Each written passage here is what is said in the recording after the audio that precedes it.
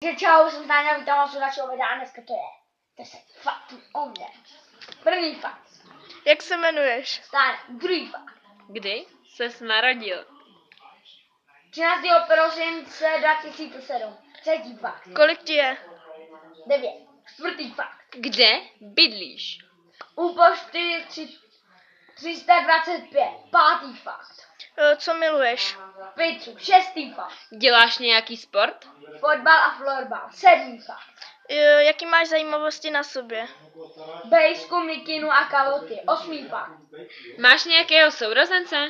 Bráchu, sestru. Sestra je Nikol a brácha je Martin. Devátý fakt. Jaký máš vlasy? Hnědro, blondětý. Desátý fakt. Myslíš si, že jsi retard? Ne.